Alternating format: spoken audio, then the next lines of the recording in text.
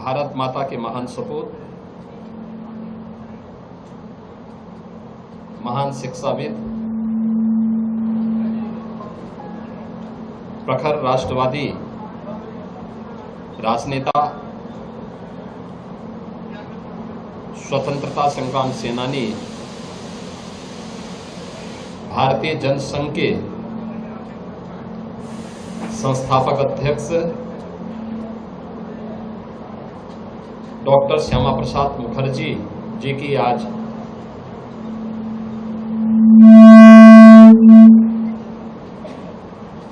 एक 125वीं पावन जयंती है।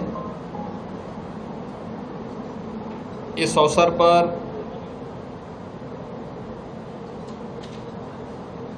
डॉक्टर श्यामा प्रसाद मुखर्जी जी के पावन स्मृतियों को नमन करते हुए उत्तर प्रदेश सरकार और प्रदेशवासियों की ओर से मैं उनके श्री चरणों में विनम्र श्रद्धांजलि अर्पित करता हूं। डॉक्टर श्यामा प्रसाद मुखर्जी 6 जुलाई 1901 को उनका जन्म होता है। मात्र 33 वर्ष की उम्र में कोलकाता विश्वविद्यालय के सबसे युवा कुलपति के रूप में उन्होंने अपनी सेवाएं दी। वे एक प्रखर वक्ता थे, स्वतंत्रता संग्राम सेनानी थे, महान शिक्षाविद थे। पूरा जीवन राष्ट्र माता के लिए उन्होंने समर्पित किया था। बंगाल के अकाल के दौरान उनकी सेवाएं पूरा देश स्मरण करता है।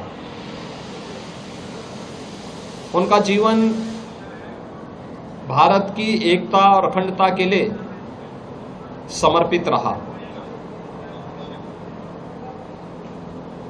आजादी के बाद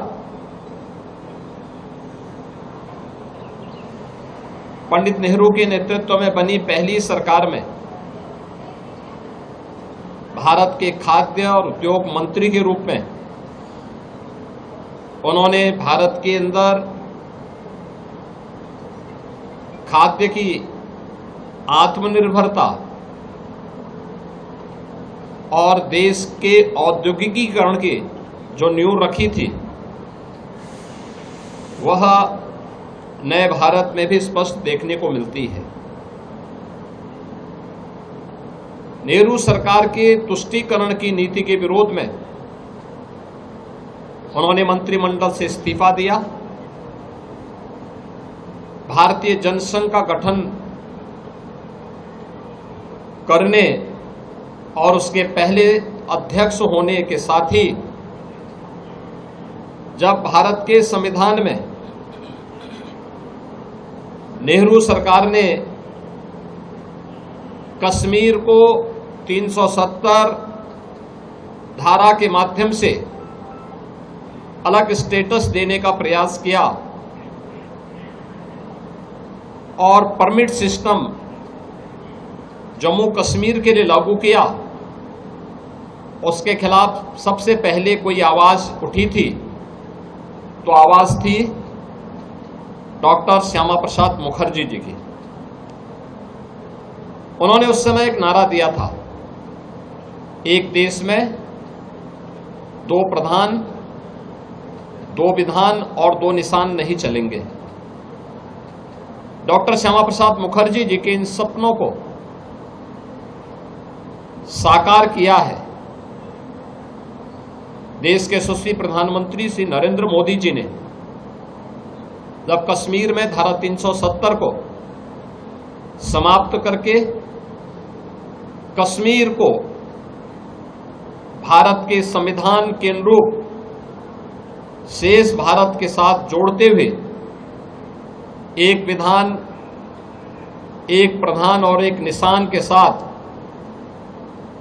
उन्हें भी भारत की लोकतांत्रिक धारा की मुख्य धारा के साथ जोड़ने का जो अभिनव प्रयास हुआ है, आज जम्मू कश्मीर तेजी के साथ विकास कर रहा है। यह डॉक्टर श्यामा प्रसाद मुखर्जी के संकल्पों की विजय है, जो प्रधानमंत्री मोदी जी के नेतृत्व में संभव हो पाया। देश के अंदर अगर आज प्रधानमंत्री मोदी जी के नेतृत्व में भारत दुनिया के अंदर इन्वेस्टमेंट के बेहतरीन डेस्टिनेशन के रूप में स्थापित हुआ है, औद्योगिकीकरण की इस नींव को आजाद भारत में डॉक्टर श्यामा प्रसाद मुखर्जी जी ने प्रारंभ किया था और आज उसका एक बहुत बृहद स्वरूप देश के अंदर हमें देखने को मिल रहा है। देश की खाद्यान्न नीति कैसे होनी चाहिए और खाद्यान्न आत्मनिर्भरता के लक्ष्य को कैसे प्राप्त किया जा सकता है, यह भी आज हम सबको देखने को मिलता है कि जब दुनिया के अंदर इस सदी की सबसे बड़ी महामारी के दौरान पूरी दुनिया पस्त थी कोविड-19 के सामने, तब भारत अपने यहाँ 80 करोड़ लोगों को फ्री में राशन की सुविधा का लाभ प्रदान कर रही थी। यह सुविधा आज भी देशवासियों को प्रधानमंत्री मोदी जी की ओर से दिया जाने वाला एक उपहार है।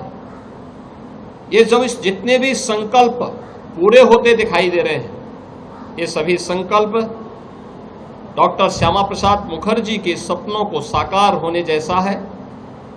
आज उनकी इस पावन जयंती कार्यक्रम के अवसर पर उनकी स्मृतियों को हम सब नमन करते हैं। उन्हें प्रदेशवासियों की ओर से और प्रदेश सरकार की ओर से विनम्र श्रद्धांजलि अर्पित करते हैं।